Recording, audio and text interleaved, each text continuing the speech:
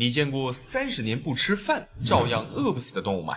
俗话说人是铁，饭是钢，一顿不吃饿得慌。一个人如果不吃不喝超过3天的时间，就有可能会出现生命危险。但在自然界，有些生物的抗饥饿能力要远远出乎我们的意料之外。它们凭借独特的生理构造，可以长时间抵抗饥饿，即便是几年的时间不吃不喝，依然能好好活着。那么这些生物究竟都有哪些神奇的秘诀？它们又是如何做到不吃不喝还能如此长寿的？本期视频，黑土一带各位领导深入了解一下世界上最耐饿的10种动物。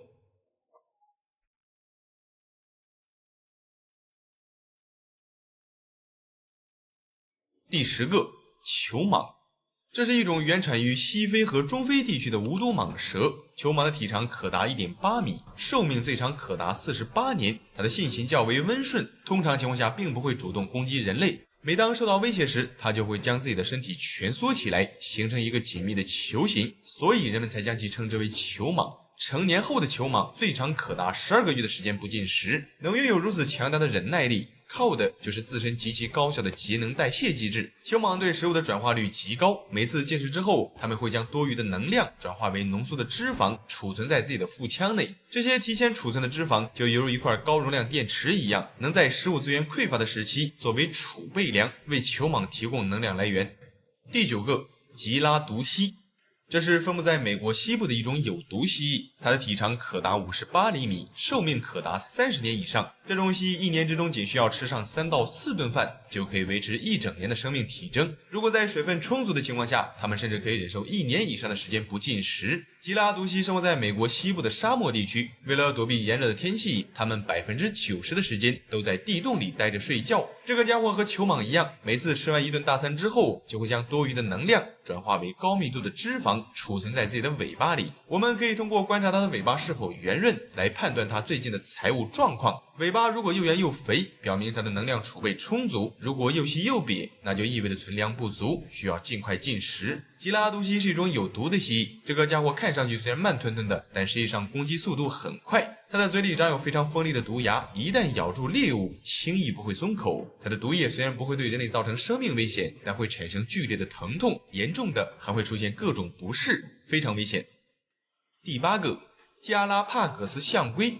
这是生活在加拉帕戈斯群岛的一种巨型陆龟，它是陆地上现存体型最大的龟类，成年后的体长可达 1.2 米，体重可达600斤以上，寿命最长可达170年之久。这个大家伙的新陈代谢率极低，虽然体型巨大，但每天仅需要很少的能量就能维持生命活动。它也会在体内提前储存大量的脂肪和水分，即便超过1年的时间不吃不喝，依然能正常维持生命体征。在18和19世纪，海盗会把这种巨大的陆龟抓到船上，当作储备粮食使用，因为即便不给食物和水，它们也能在船上存活1年之久。这种出色的抗饥饿能力，在当时一度成为了海盗最理想的活罐头。除了海盗，之后还有很多捕鲸人也尝试将他们抓到船上当罐头吃。就这样过了几百年的时间，加拉帕戈斯象龟的数量从之前的大约25万只下降到1970年代最低的1万多只，直到近些年野生动物保护部门出现之后，它们的数量才逐渐的恢复到大约2万只左右，险些灭绝。第7个，蝎子。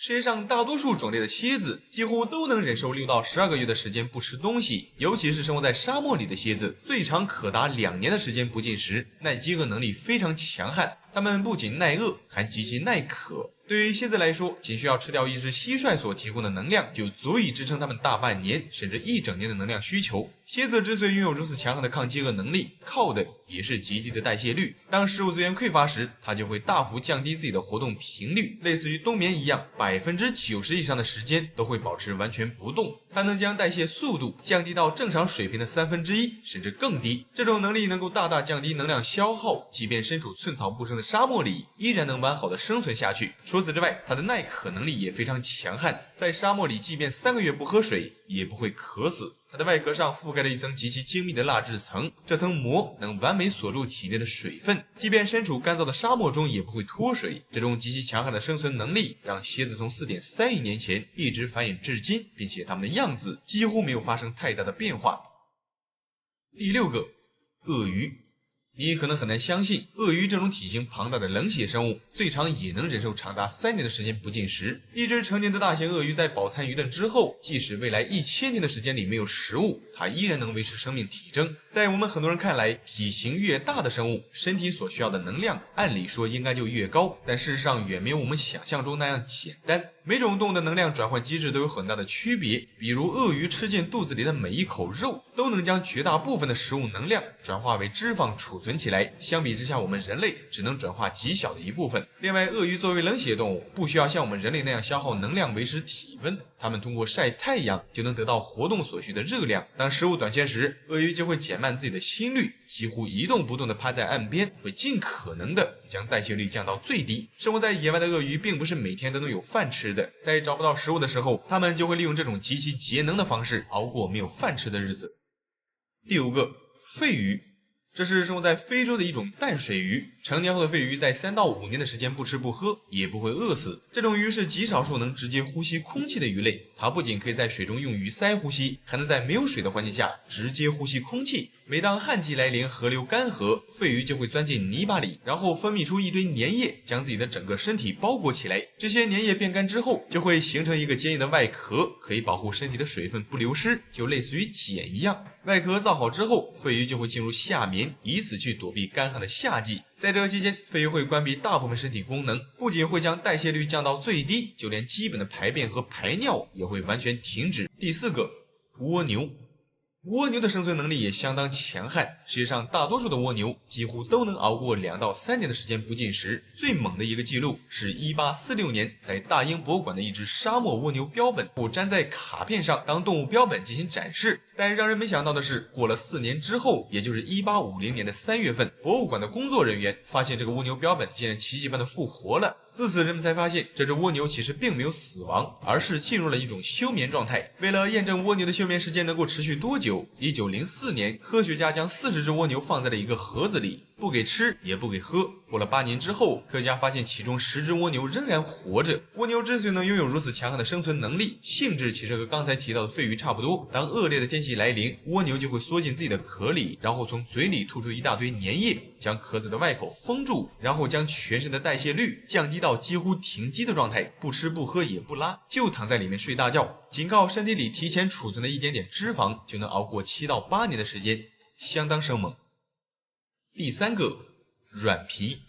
这是一种寄生类蜱虫，它主要靠吸食其他动物的血液为生。这种体长仅为10毫米左右的小虫子，即便是8年的时间不吃饭，依然可以存活。个别生活在非洲地区的软皮物种，甚至能忍受10年以上的时间不进食，它们的寿命最长可达27年。这也就意味着软皮的一生中只需要吃3顿饭就可以活一辈子。软皮跟我们平时在犬类身上看到的狗豆子不一样，犬科动物身上的狗豆子虽然也是蜱虫，但绝大多数都是硬皮。硬皮的抗饥饿能力也就在2到3年左右，它的表皮结构和进食方式和软皮都有很大的区别。软皮的表皮结构拥有非常强悍的耐干旱能力，它们能分泌一种特殊的液体，能从空气中直接吸收水分。这种能力可以帮助它们即便10年的时间不喝水，身体也不会干裂变脆。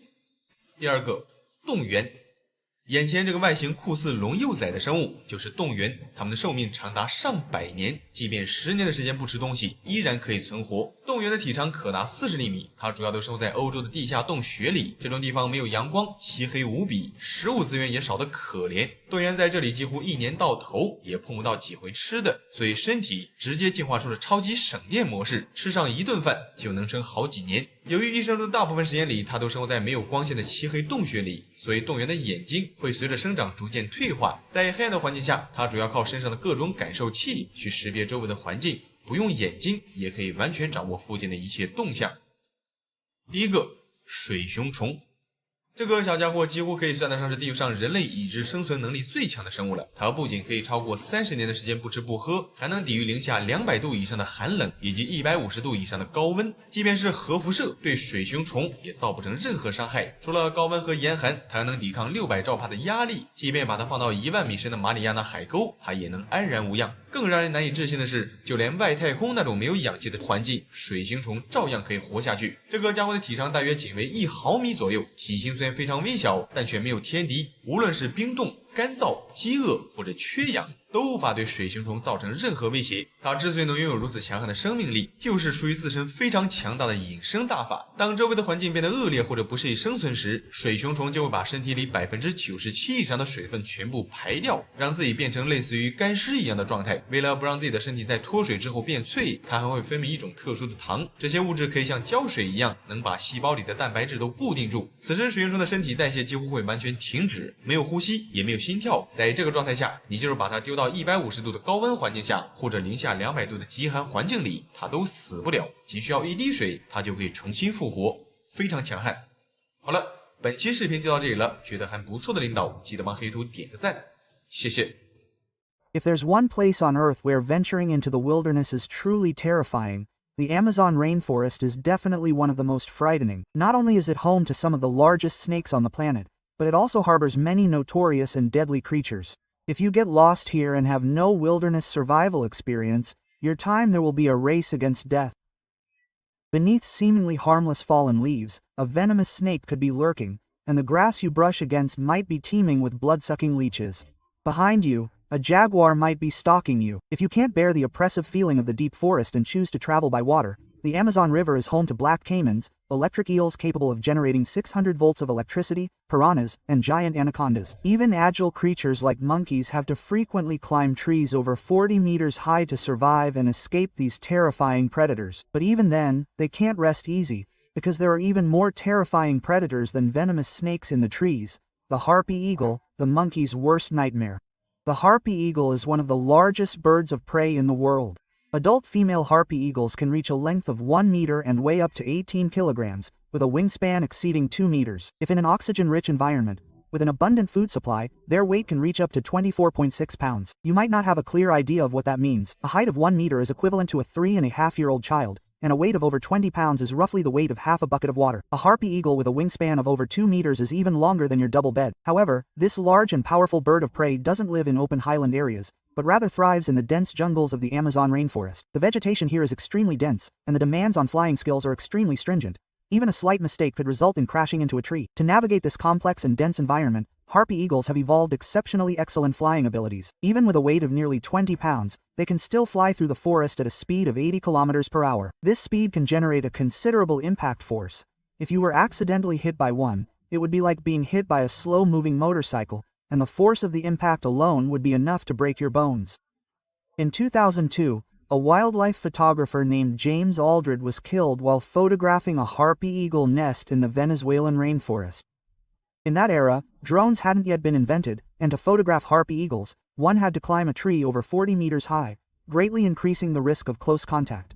This increased the risk of attack, as adult harpy eagles are very powerful and will attack almost any creature that approaches them or their nests. During the filming process, the photographer was suddenly attacked on the back by a harpy eagle, immediately falling into a semi-conscious state and almost falling from a height of over 40 meters. Fortunately, he was wearing a bulletproof vest, and only suffered extensive bruising on his back, without life-threatening injuries. If he hadn't been wearing the bulletproof vest, his back could have been pierced by the harpy eagle's 13-centimeter-long talons. After this attack, major wildlife photography teams around the world truly understood the terrifying nature of the harpy eagle. This large bird of prey doesn't seem very frightening from a distance, but when you get close to it, you will personally feel the intense sense of oppression, especially from its 2 legs, which are as thick as a human wrist, and its black talons, which are longer than a tiger's claws. These are the largest claws of any existing bird of prey in the world, reaching a length of 12.5 centimeters. If you don't have a concept of 12.5 centimeters, let's do a simple comparison. The claws of an adult Siberian tiger are usually about 10 centimeters long, and the claws of an African lion are about 8 to 9 centimeters long. Even a grizzly bear, which can weigh up to half a ton, only has claws that are 12 to 13 centimeters long. The eagle's talons, however, reach an astonishing 12.5 centimeters, and are even more sharply curved, with tips sharper than those of a grizzly bear. Its grip strength exceeds 100 pounds. When it swoops down on our backs at 80 kilometers per hour, hundreds of pounds of force are concentrated on less than 1 square millimeter of claw tip. This pressure is enough to allow the claws to penetrate our bodies like steel nails, and then, through the force of contraction, forcibly tear or sever our nerves. If it attacks our backs, even if we miraculously survive, there's a high probability of causing paraplegia, which is extremely dangerous. The monkeys living alongside it face the risk of being decapitated by the eagle's talons every day. Because most monkeys have small heads, the eagle's incredibly powerful talons can pierce the monkey's skull like nails, and then, using hundreds of pounds of grip strength, instantly crush the skull. In just a few seconds, a monkey can be completely incapacitated and killed. Although this method of death is very cruel, it is not particularly painful for the monkey. However, if the attack targets the back, the result is quite different, because once the spine is pierced by the eagle's talons, the monkey will be instantly paralyzed, but its mind will remain clear. It can hear and see, but cannot move, and can only watch helplessly as the eagle. It eats its prey until it completely loses consciousness. Therefore, the harpy eagle not only has extremely strong combat capabilities, but its hunting logic is also highly efficient. When launching an attack, there are only two options, either the brain or the back, ultimately aiming for a single fatal blow. The earliest documented record of the harpy eagle appeared in the 10th edition of the book Systema Natura, published in 1758 by the Swedish biologist Carl Linnaeus. Because the harpy eagle's appearance somewhat resembles a monster named Harpy in Greek mythology, Carl Linnaeus named it Harpy and classified it as a raptor. In 1816, a French ornithologist named Louis-Pierre Vieillot believed that the harpy eagle and raptors were not the same thing, so he specifically created a new genus for the harpy eagle, the harpy eagle genus. Currently, the harpy eagle genus only has one subspecies, the harpy eagle, so some people in the world also directly call it the harpy eagle, but the more widely circulated name is actually harpy. The harpy eagle has a special circle of feathers on its face, which scientists call a facial disc. This circle of feathers looks ordinary, but its function is very powerful. The harpy eagle can freely control the movement of these feathers, making them stand up or lie flat. When these feathers stand up, they become a natural sound amplifier. This allows it to collect all the movements and sounds of surrounding scents, directing them to its ears hidden beneath its feathers, greatly enhancing its hearing. This is similar to how we cup our hands behind our ears to hear better in noisy environments. When hunting, the crested eagle will ruffle the feathers on its head and listen attentively to all the surrounding movements. Once it hears prey approaching, even in dimly lit environments, it can accurately pinpoint the location of its prey based solely on sound. In addition to its keen hearing, it also possesses incredibly sharp eyesight. The crested eagle's eyeballs are tubular, allowing for larger retinal images. They can discern details 4 times finer than humans, and can even spot a 30-centimeter object from 200 meters away. You might not understand what this means, so let me put it this way. Take the Shanghai Tower, currently the tallest building in our country, which stands at 632 meters tall. If we stand on the roof and look down, the people walking on the street below would look like ants. However, a crested eagle standing at the same height can not only clearly see the faces of the people below, but can even see you picking your nose with perfect clarity. Furthermore, the crested eagle's eyes contain a double fovea, allowing it to focus on 2 images simultaneously. The eagle can simultaneously monitor distant targets with its keen eyesight while also locking onto close-range targets directly in front of it, perfectly achieving the ability to hunt prey while remaining vigilant. For most of the time, the eagle stays in a tree called the kapok tree, because eagles like to build their nests more than 40 meters high. This height not only ensures the safety of their young but also allows them to monitor their territory from above. The tall kapok tree is the ideal habitat for eagles. This tree grows very tall, and its canopy is very wide, making it very suitable for eagles to build their nests. Their nests are woven from hundreds of dead branches, and the structure is very strong. Even an adult human lying inside would not crush it. The nests can be up to 1.5 meters in diameter and 1 meter deep. To increase comfort, eagles also line the bottom of their nests with green leaves or animal fur to use as blankets. Eagles also regularly collect plants with specific scents and place them in their nests. The chemical substances produced by these leaves during decomposition or volatilization can act as an insect repellent. With such a luxurious nest, eagles will not easily abandon it. They are monogamous, having only one partner in their lifetime, and the pair will live in the same nest for over 30 years. Their lifespan is only about 35 years at most. There's another very interesting point. Female harpy eagles only breed once every 2 to 3 years, laying only 1 or 2 eggs at a time. Even if they lay 2 eggs, they will only incubate 1, leaving the other unhatched unless the first egg is damaged midway through incubation, in which case they will consider incubating the second egg. This is because raising offspring is very costly. Although harpy eagles are top predators in the rainforest, they are well aware that raising a chick requires immense effort and time. A harpy eagle chick takes nearly a year from hatching to becoming fully independent. They are not mammals, they don't produce milk for their young, so they have to hunt from dawn till dusk every day. As large birds of prey, eagles are purely carnivorous, and their large size requires a lot of energy every day. If 2 chicks were hatched simultaneously, the food pressure would increase dramatically. Without sufficient food, both chicks might face the risk of starvation. Therefore, in order to ensure that their offspring grow to maturity, they only hatch 1 chick per clutch. Once these chicks grow up, they will dominate their territory, becoming top predators in the Amazon rainforest. Their main prey are sloths and monkeys. Sloths are one of the slowest animals in the world. Its body is covered in green, and it often hangs motionless upside down in trees, making it very difficult to spot. While this behavior allows it to evade ground-dwelling predators against the powerful harpy eagle, it's like a free buffet, with virtually no chance of survival. Compared to other prey, harpy eagles prefer to hunt and consume monkeys in large numbers. Monkeys are also one of the harpy eagle's favorite prey. If there are not many other animals in an area, the harpy eagle will focus its attention on monkeys, especially capuchin monkeys and howler monkeys, which are the harpy eagle's favorite prey. In addition, animals such as lizards, snakes, and birds, as long as their weight is within a certain range, are all on the harpy eagle's menu.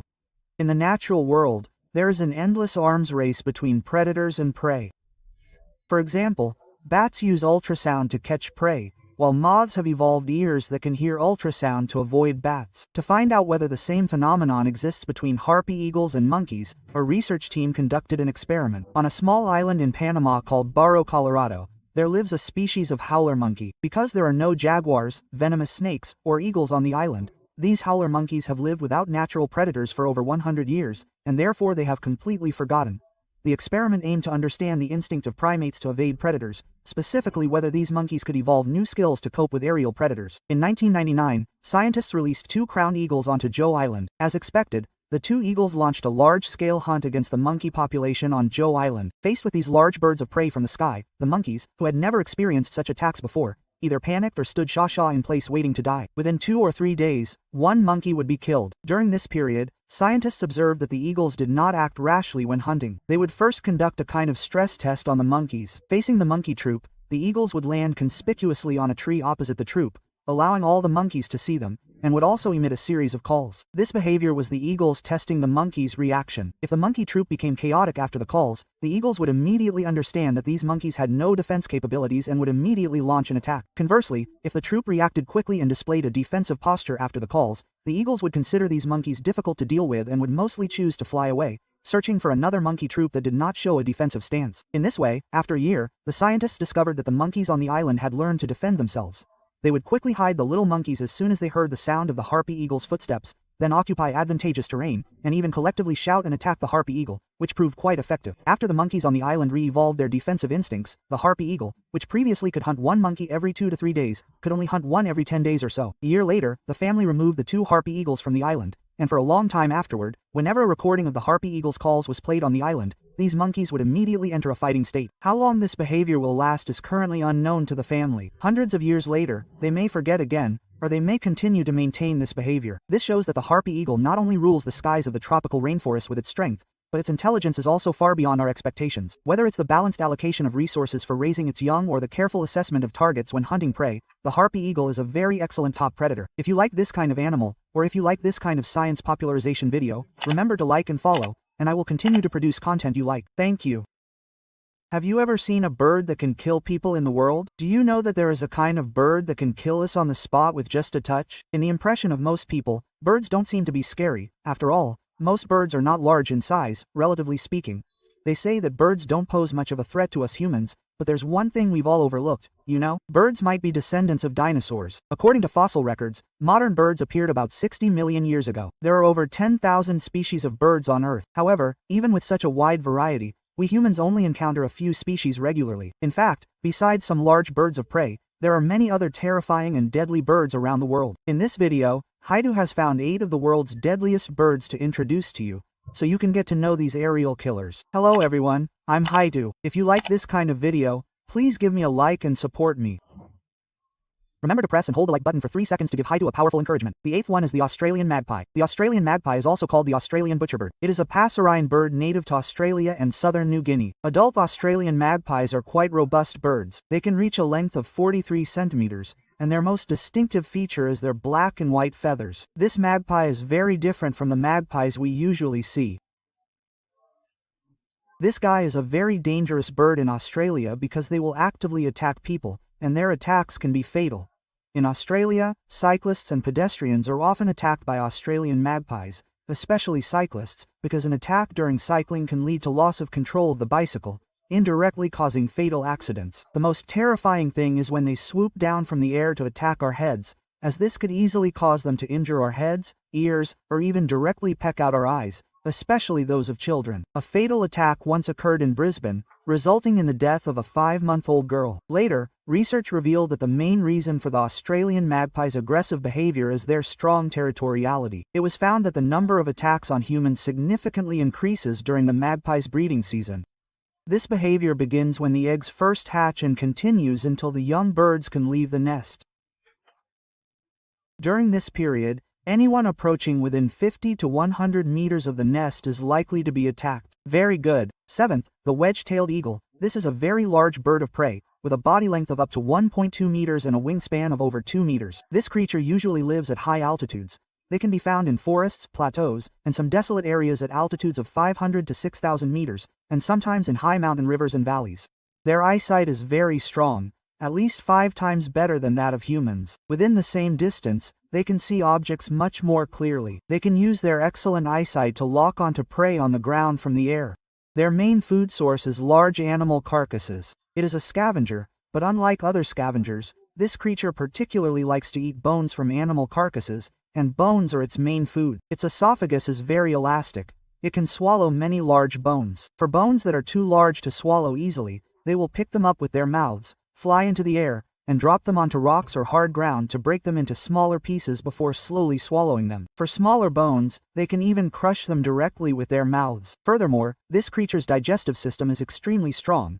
After swallowing large bones, it can digest them within 24 hours, which is very impressive. In the early 20th century, the bearded vulture was a relatively common bird in some mountainous regions of Europe, but at that time, some people believed that the bearded vulture, the owl, not only preys on human livestock but also eats human babies, thus it has been extensively hunted by humans. As early as 60 years ago, this bird had already disappeared from the Alps mountains in Western Europe. Before that, the owl had already become an extremely endangered species. The 6th animal mentioned is the peregrine falcon. I believe everyone is familiar with the peregrine falcon. That's right, it's the fastest animal in the world. Its flight speed can reach over 300 kilometers per hour, which is incredibly powerful. While many people focus on the peregrine falcon's incredible speed, many overlook its ferocity. Did you know that although the peregrine falcon is not large, it is actually more ferocious than the golden eagle? Everyone knows about the golden eagle. They are much larger than the peregrine falcon, and their ferocity is undeniable. Golden eagles can use their sharp talons to tear flesh directly from our heads, which is very ferocious. But why are they afraid of the peregrine falcon, which is smaller than them? The main reason is the peregrine falcon's speed. The peregrine falcon is not only fast, but also extremely ferocious. They can wait until the prey hasn't reacted,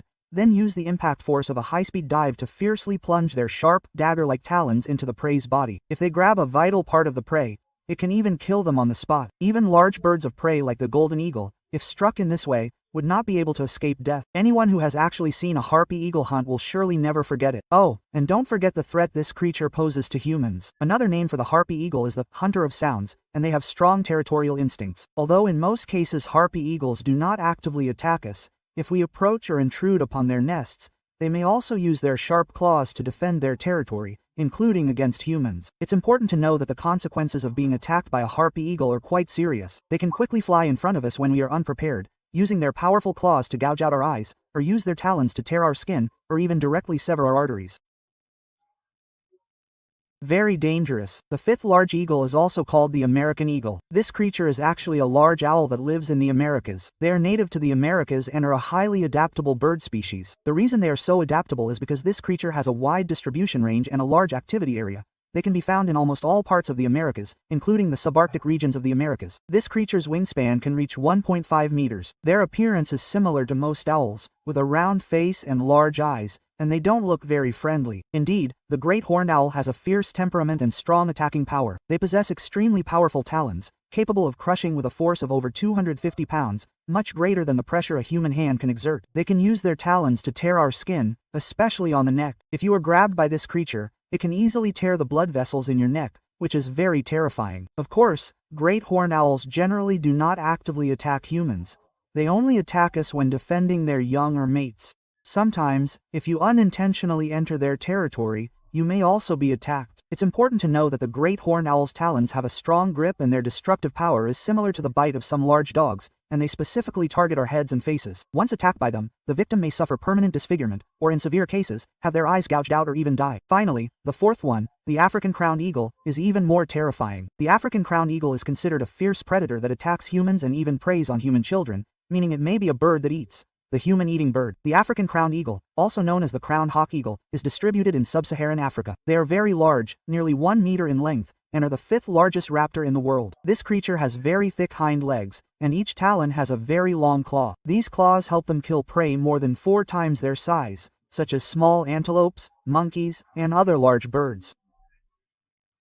Unlike other birds that eat invertebrates, the African crowned eagle's main food source is almost entirely vertebrates, meaning they eat relatively large animals, and most of them are hunted by themselves. From this point of view, this creature is definitely a ferocious predator. Furthermore, there is the threat this creature poses to humans, especially human children. Previous studies on African crowned eagles have shown that they frequently hunt monkeys. However, human children and monkeys belong to the same primate group, and in the eyes of the African crowned eagle, they may very well mistake children for monkeys and attack them. In one case, a human child's skull and severed arm were found in an African crowned eagle's nest. In another case, a 7-year-old boy was attacked by an African crowned eagle, and the eagle's talons. The snake was dug out from the boy's throat and chest. Fortunately, a woman discovered it and used a stick to drive the snake away, saving the child. The third animal is the mute swan. This creature is one of the most aggressive aquatic species in the world. They not only actively attack humans but can even kill them. The mute swan is a large waterfowl native to Europe. Unlike ordinary swans, this creature is very large, with a body length of up to 1.7 meters and a wingspan of over 2 meters. On average, it is the second largest waterfowl species, second only to the trumpeter swan. The difference is that the mute swan has a strong territorial instinct and is extremely aggressive, especially when protecting its mate and young. This is especially true from April to June each year, which is their breeding season. During this period, almost anyone or any animal that approaches their territory will be attacked by the mute swan. When launching an attack, they will first use loud hissing sounds, or rather, goose honking sounds, to warn the enemy. If the hissing sound fails to drive away the intruder, they will launch a physical attack. This creature's attack method is also very direct. They simply use their wings, and then open their large mouths and start biting. In addition to biting, they will also attack. Domesticated dogs, due to their occasional lack of understanding, may provoke these aggressive swans, and there's a possibility that the swan could use its claws to drown the dog in the water. It's not just dogs that can be drowned by them. Abroad, there was an incident where a man was knocked out of a small inflatable boat by a swan and prevented from reaching the shore, ultimately leading to his death by drowning. It's very dangerous. If a young child were to encounter a swan by the lake, it would be extremely dangerous. Okay, the second creature is the cassowary. The cassowary is possibly one of the closest relatives of dinosaurs. This is because many similarities have been found between the two, such as their claws, head, and body structure. I won't describe the cassowary in too much detail in this video. If you, the viewers, would like to learn more, I can dedicate a separate video to the cassowary and its relationship to dinosaurs. Okay. The cassowary is widely considered to be the most dangerous bird in the world because it is the only known bird that is certain to kill humans. This creature lives in Australia, usually in remote tropical rainforests, and rarely encounters humans. It is considered the most dangerous bird because of its extremely aggressive nature and high lethality. The most deadly weapons on their bodies are their 2 legs. The cassowary's legs are strong and powerful, and the claws on the underside of its feet are as sharp as swords. These claws are terrifying. They can use their powerful legs to kick directly at humans or other animals, piercing our skin with their sharp claws. A minor injury can cause internal damage, while a serious injury can result in the claws penetrating our internal organs, then tearing them out. A truly horrific sight. Furthermore, don't think that an ordinary person can defeat it. Most people are no match for a cassowary, as one wrong move can lead to a fatal attack. In many zoos around the world, the cassowary is one of the most dangerous animals, even more dangerous than some lions and tigers, mainly because of its extremely bad temper. Unlike lions or tigers, they don't have docile moments. They almost constantly remain in a state of heightened vigilance. Also, the black-headed pitahui is one of the very few known bird species that carries venom. Outwardly, this bird doesn't look as ferocious as some birds of prey, and its size is also small, only about 20 centimeters long. If you don't recognize it, it's hard to imagine that this is a bird capable of inflicting a fatal wound. Found in Indonesia and New Guinea, this poisonous bird has only been observed in this small region globally.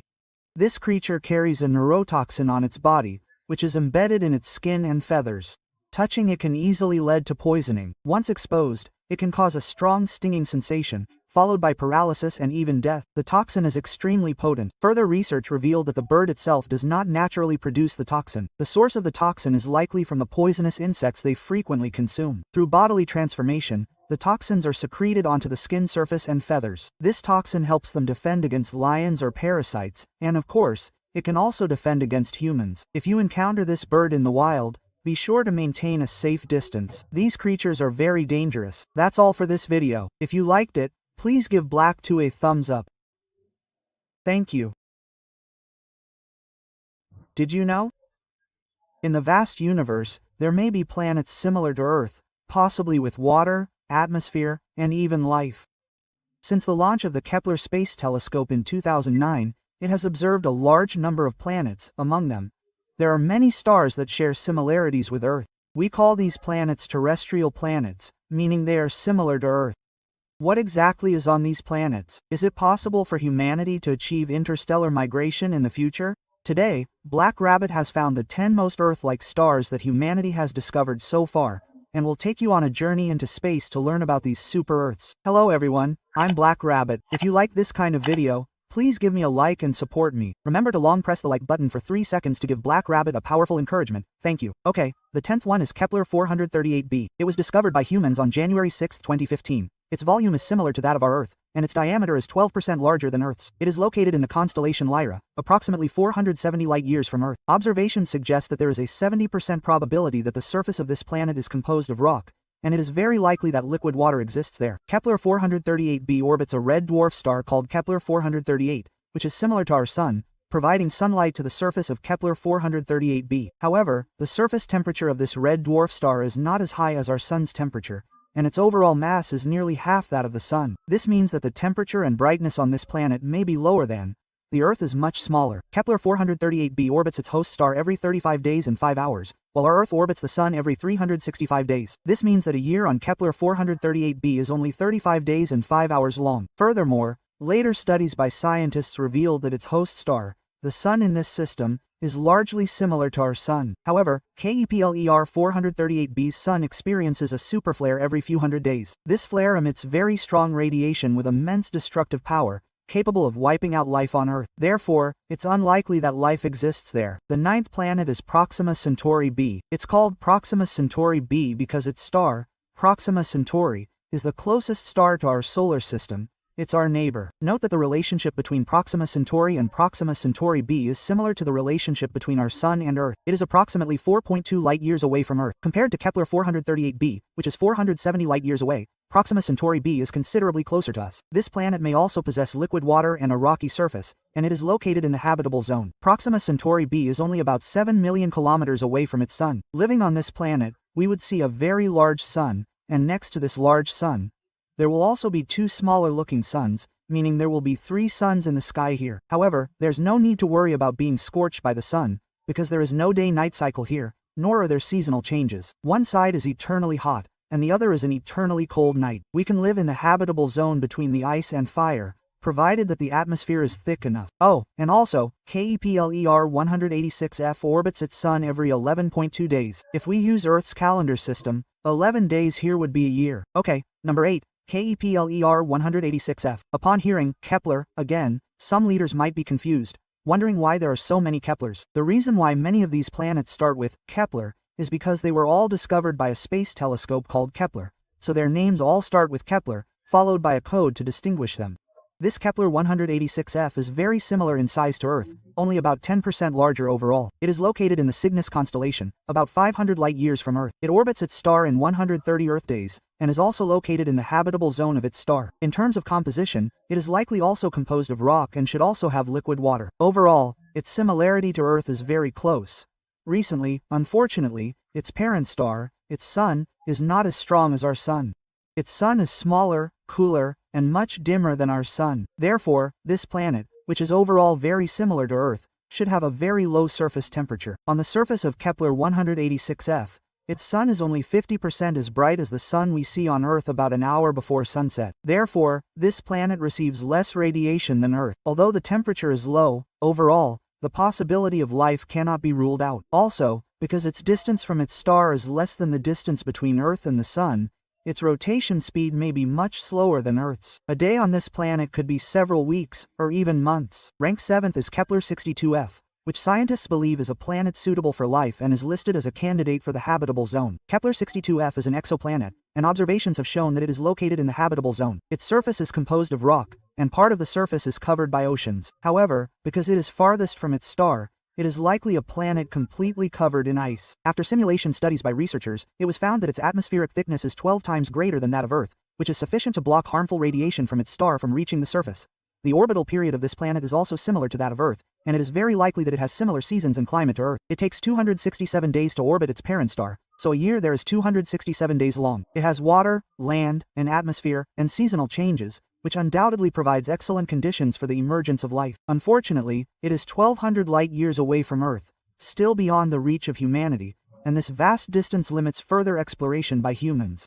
As for whether life could exist on Kepler-62f, we still don't know for sure. Ranked 6th is Gliese 667cc. As its name suggests, it wasn't discovered by the Kepler Space Telescope. That's right, it was observed in 2011 by a high-precision astronomical telescope called Harpy in Europe. This planet has a similarity of up to 85% to Earth. It is 22 light-years away from us, located in the constellation Scorpius. A year there is only 4 weeks long. The temperature is suitable. It's neither too cold nor too hot for Earth organisms, and it meets the conditions for the existence of liquid water. Like the previous planet, one side of this planet is always daytime, and the other side is always nighttime. Also, if you were on this planet, your weight would increase. If your weight on Earth is 15.0 kilograms, then here it would become 240 kilograms, 1.6 times the gravity of Earth. Has life evolved there? Can humans withstand the environment there? Nobody knows. All the data is speculative. All we can see is its potential. Ranked 5th is Kepler-62e, approximately 1,200 light-years away from us, also located in the habitable zone of its star. For scientists searching for Earth-like planets, the discovery of Kepler-62e is exciting because its size is similar to Earth, and it has many clouds in its atmosphere. The temperature and environment there are warm and humid. Due to the cloud cover, scientists are still unsure whether there is land or water beneath the clouds. Later analysis concluded that Kepler-62e is likely mostly covered by water, possibly a vast water world. This means that if there is water beneath the clouds, then life is highly likely to exist there, and there may even be advanced aquatic life. Of course, these are all just speculations by humans. The main reason Kepler-62e attracts so much attention is that the probability of water existing on this planet is much higher than on other Earth-like planets, and similarly, the probability of life appearing there is also much higher than on other planets. Type G star, at least in our human understanding, water is essential for life. Fourth on the list is Kepler-442b, a star discovered approximately 115 light-years from Earth. It has a high similarity to Earth, at 83%, with a radius 1.34 times that of Earth. It possesses liquid water and an atmosphere, and is likely a rocky planet with a solid surface. Its equilibrium temperature is -40 degrees Celsius, and it experiences no seasonal changes. If the rocky composition of this planet is similar to Earth's, then its surface gravity would be 30% stronger than Earth's. Walking on it would feel very strenuous. Furthermore, its rotation speed is much slower than Earth's, meaning a day there would be very long, possibly lasting several weeks or even months. Overall, Kepler-442b also possesses favorable conditions for the emergence of life. Imagine if life actually exists on these planets, what would they look like? Let me share a thought. I remember reading a statement that said that all the large creatures, even terrifying things, that humans can imagine in their minds might actually exist. Even if they don't exist, there must be something similar that guides our brains, because the human subconscious mind simply cannot conceive of something that has never existed in the world. Third on the list is Gliese 518g. An astrobiologist named Stephen Thwaites believes that Gliese 518 is a planet with a 100% chance of harboring life. He firmly believes that life exists on this planet, which is approximately 20 light-years away from us. Gliese 518 was discovered by humans in September 2010.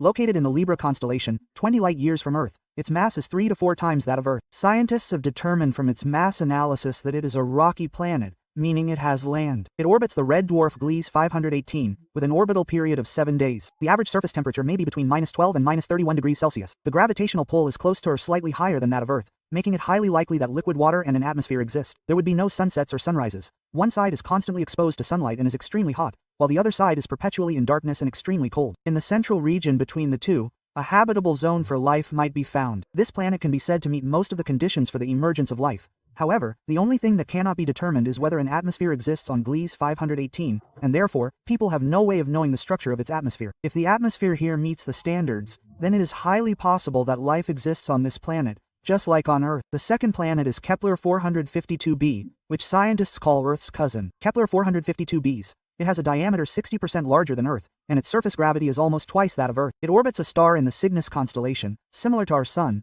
and its orbital period is 385 days per year, compared to Earth's 365 days. Its orbital period is very close to that of Earth. Further research by scientists has revealed that this super-Earth likely has land and oceans, and its surface, like Earth's, is covered by many clouds. Scientists believe it likely has a substantial atmosphere. Most importantly, KEPLER 452b is located in the habitable zone of its parent star, just as Earth is in the habitable zone of our solar system. Overall, it is very similar to Earth and indeed possesses the necessary conditions for the emergence of life. Because it is so far away from us, scientists cannot conduct more in-depth research on it, so whether or not there is life on this planet remains unknown. Also, regarding its distance, it is approximately 1,400 light-years away from Earth. If we were to use the fastest spacecraft currently available, such as the New Horizons probe, traveling at a speed of over 55,000 kilometers per hour, it would take approximately 2,500 years to reach Kepler 452b. If human cryopreservation technology becomes feasible in the future, traveling to this super-Earth is not impossible.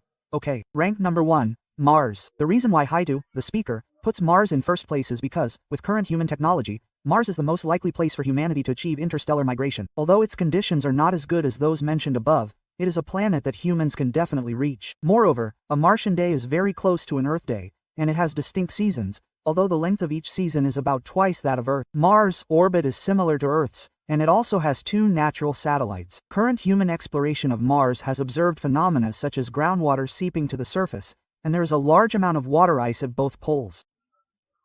The atmosphere is mainly carbon dioxide, thin and cold. If humans can plant Earth plant seeds on Mars and successfully grow them, in a sense, we might truly have a second home for humanity. Furthermore, the closest distance between Mars and Earth is only 55 million kilometers. Compared to those stars that are tens or hundreds of light years away from us, Mars is undoubtedly the best choice for human migration. If one day we really achieve Martian colonization, what would you leaders plan to do there? Okay, that's all for this video. If you think it's great, please remember to give Haidu a like. Less than control 100 greater than. 你听说过狮虎兽吗？你知道狮子与豹子相结合，生下来的孩子有多凶猛吗？在整个地球上，动物进化已经持续了上百万年，在这期间出现了很多新的物种，当然也灭绝了许多物种。物竞天择，优胜劣汰。目前地球上现存的绝大多数动物，其实都属于基因相对优秀强大的物种。其实除了现存的这些动物，地球上还有一些由不同亚种之间的动物相结合所产生的新物种，也就是杂交动物。这些动物的成活率极低，并且绝大多数都不可再繁殖，所以它们还不能被定义为新的物种。大多数人一辈子都很难亲眼看到这些杂交动物的真实样子。今天黑土找出了世界上10种最让人们感到震撼的大型杂交动物，带各位领导一起认识一下这些罕见的猛兽。大家好，我是黑土，喜欢这类视频的领导，劳烦您帮忙点个赞支持一下，记得长按点赞3秒，给黑土个霸气鼓励，谢谢。好，第10个狮虎兽。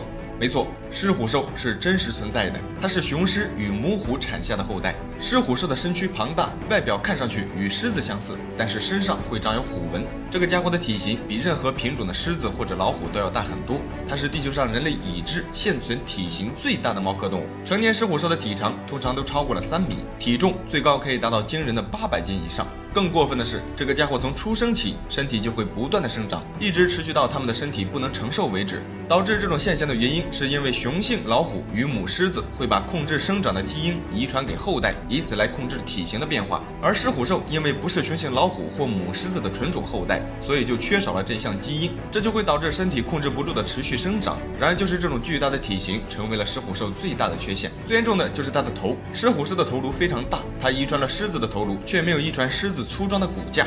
除了头部，它的身形更偏向于老虎，流线型的老虎身体支撑着巨大的狮子头颅，这会导致狮虎兽缺乏必要的协调性。大多数的狮虎兽看上去都是行动缓慢，给人一种呆呆的感觉。还有就是这个大家伙的免疫力也很低，特别容易生病，这就会导致它们的成活率极低。很多狮虎兽从生下来在幼年就会死掉，成活率仅有55万分之一，非常稀缺。第9个杂交斑马。杂交斑马的种类有很多，大多数情况下都是以雄性斑马与雌性马所产生的后代为主。这种斑马通常被称为斑马兽。斑马兽与大多数的杂交动物一样，大多数都是不可繁殖的。这些生物很少会出现在野外，通常都是通过人工培育而成的。我们都知道，大多数的混血动物的体质都较差，但是斑马兽是个例外，它们比斑马更容易被驯服，并且耐力惊人。它们的外形似马，身上有斑马的条纹，这种条纹通常不会覆盖全身，有的只在腿部或蔓延至身体的其他部位。我们都知道，斑马属于野生动物，几乎很难被人类驯化。然而斑马兽却打破了这个难题，它们可以被人类驯化，并且仍然保留野生斑马身上所携带的野性。这个家伙性情勇猛，既有普通马的温顺特征，也有野性斑马的力量和野性。无论从性情或是战斗力，斑马兽都是非常优秀的。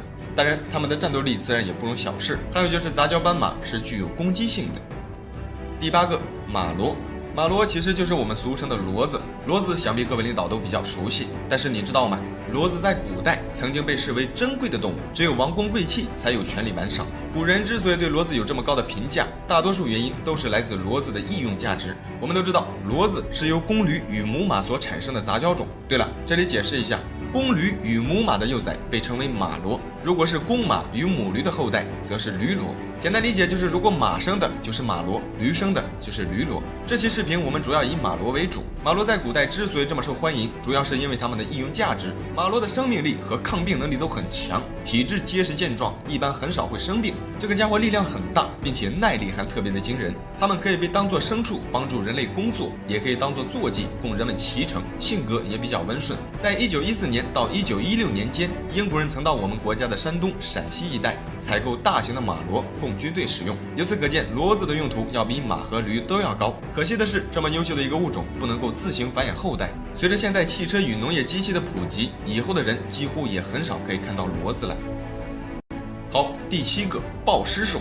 提到豹狮兽，相信各位领导会有些陌生，大多数人都听说过狮虎兽或者虎狮兽，却很少有人听说过豹狮兽。其实这也不奇怪，因为豹狮兽只有极少数的个例，现在应该已经没有存活的个体了。豹狮兽是雄性豹子与母狮子诞下的幼崽，这种杂交猛兽最早出现在印度和日本的动物园。1859年，第一只记录在案的豹狮兽在印度科尔哈普尔繁育，这是一只大豹子和一头母狮子的杂交种。当时一共生下来2只幼崽，其中一只只活了大约2个半月就死掉了。到了1961年，日本一家动物园通过人为干涉，一头雌狮成功诞下3只豹狮兽，它们成年后的体型与豹子差不多。雄性的豹狮兽能长出约20厘米左右的鬃毛，可以像豹子一样攀爬和戏水，性格偏豹子多一点。到1985年，豹狮兽死亡，在此之后，世界上至今没有豹狮兽重新出现的消息。如果不是人为干涉，在野外，豹子与狮子几乎是不可能会诞下豹狮兽的，因为豹子与狮子在野外是互不侵犯的，甚至是敌对关系。所以在这个世界上，如果没有人类干涉，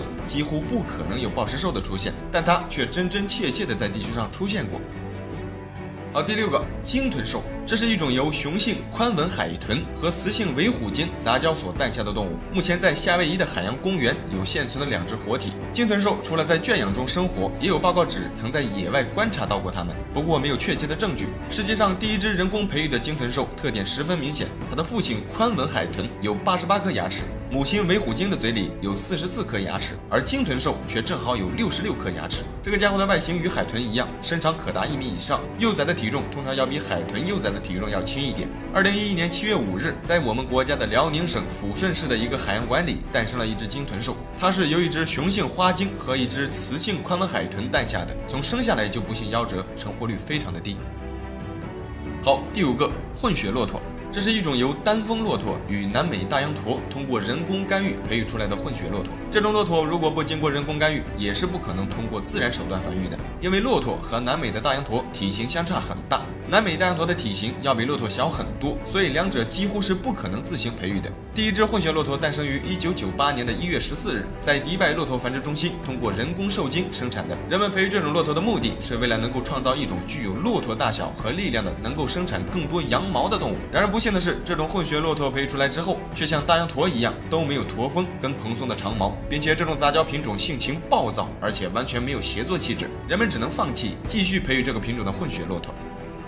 好，第4个，灰北极熊。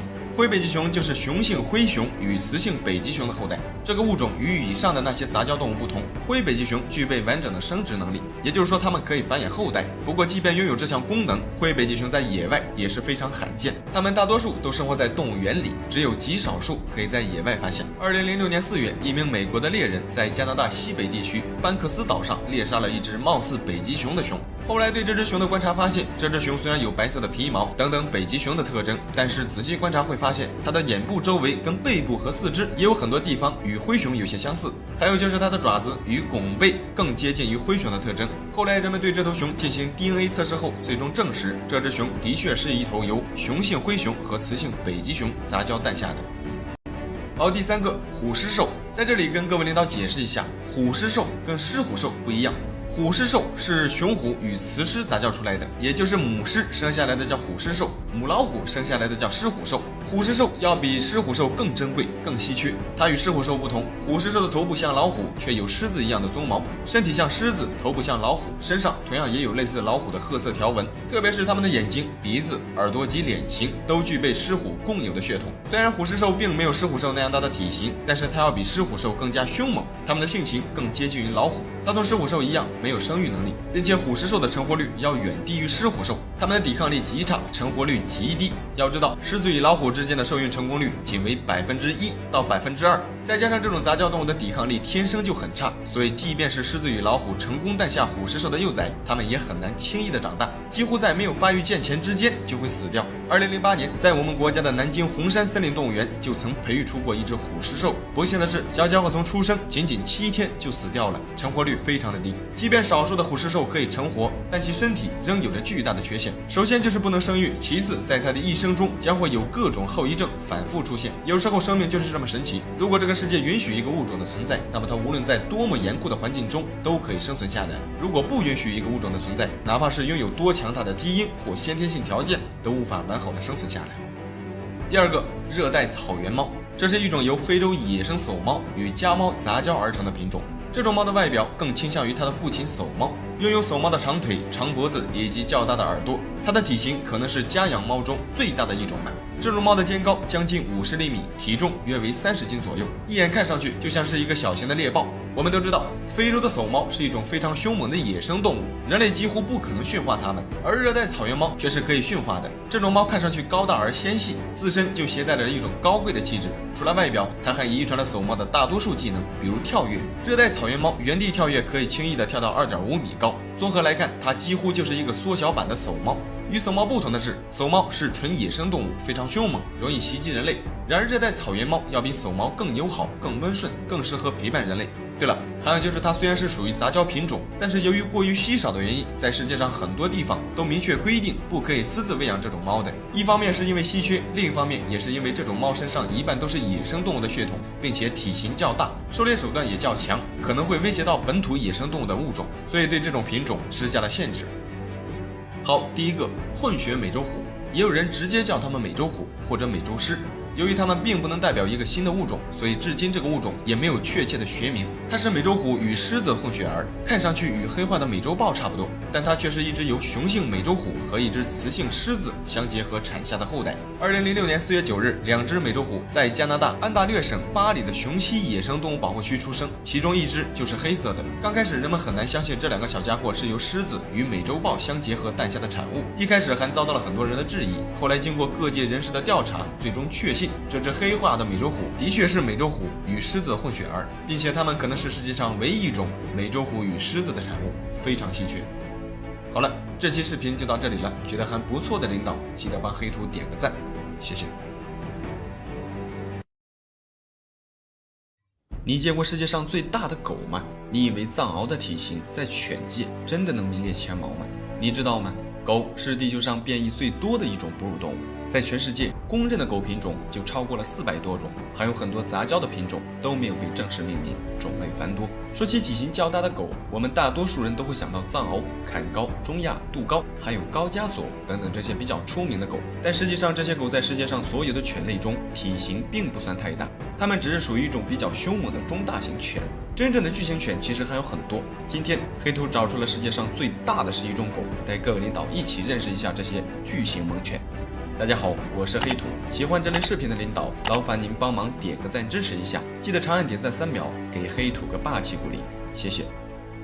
第11个，库达犬，也被称为巴基斯坦獒犬。库达犬是巴基斯坦的一种大型斗犬，性格异常凶猛，攻击性极强。它的外形看上去与坎高犬比较接近，但其实库达犬是另外一个品种。这种狗的身材高大，肌肉发达，成年雄性库达犬的肩高最低也都不低于75厘米，体重可达100斤以上。雌性库达犬的体型相对偏小一点，不过通常肩高也都超过了70厘米。库达犬多分布于巴基斯坦的西北部地区，由于这种狗的性格格外凶猛，于是在当地人们经常会用库达犬用于斗狗。毫无疑问，它是一种极其危险的犬种。我们都知道，绝大多数的斗犬对人类来说都是非常危险的，更何况库达犬还是一种体型超大的斗犬，它的危险程度一点都不逊色于藏獒。这种狗的起源至今仍没有确切的说法，外界普遍流传的说法是这种狗是由斗牛梗和英国獒犬与当地的土狗杂交后形成的杂交品种。不过这只是人们的猜测，它们的真正起源至今也无法考证。然而可确定的是，库达犬的身上几乎一半都是猛犬的血统，它绝对算得上是一种大型的猛犬。第10个，纽芬兰犬。这是一种生活在加拿大东北部纽芬兰地区的一种大型工作犬。纽芬兰犬的肩高并没有库达犬高，但是纽芬兰犬的整体体型要比库达犬大。它的肩高可达76厘米，最大体重可以达到180斤以上。不过大多数情况下的体重都在150斤左右。这种大狗的性格非常温顺，而且特别聪明。它们体型巨大，但是游泳能力格外突出。在很久以前，纽芬兰犬在当地一直被人们用来拖拉渔网、牵引小船靠岸，甚至救援落水的人类。有时候也被用来托运一些货物。在当地，纽芬兰犬属于典型的水上救援工作犬。然而，随着水上交通工具的不断发展，纽芬兰犬的职业技能现在基本上已经没有用武之地。逐渐的，这种大型犬就从工作犬慢慢的转变成人类的宠物犬，确切点说，应该是伴侣犬。它们性格温顺，并且特别聪明。最重要的是，它们拥有巨大的体型和力量。对我们人类来说，纽芬兰犬除了当做宠物，还是一种有很多用途的狗。对了，还有一点没说，经过人们对纽芬兰犬的反复测试，发现这种大狗有一个爱好，就是特别喜欢从水中救起任何落水的人。这可能是他们天生就携带的技能一样，不管水中的人是否需要救助，只要被他们看到，绝大多数情况下，纽芬兰犬都会下水将水中的人拖回岸边，相当敬业。第9个，兰伯格犬。这是一种原产于德国的一种大型犬。兰伯格犬的身高可达80厘米，体重可达140斤以上。这种犬一眼看上去相当凶悍，给人的压迫感非常强烈。但实际上，兰伯格犬同纽芬兰犬一样，也是属于一种性格开朗、温顺的大宝贝。它的身上也有纽芬兰犬的血统。这种狗的起源是由德国兰伯格市长用圣伯纳犬与纽芬兰犬和大白熊犬交配，然后经过精心挑选培育而成的。这种狗的体型高大，肌肉结实，强壮有力，看上去非常的雄壮威武。它们的性格温顺，特别喜欢与孩子玩耍，对人类的服从性也很强，在世界上很多地方很受人们的喜爱。遗憾的是，由于是人工培育出来的品种，它的寿命相比其他纯种狗要短很多，平均寿命也就在7年左右，而且还特别容易染上一些疾病，体质相对较差。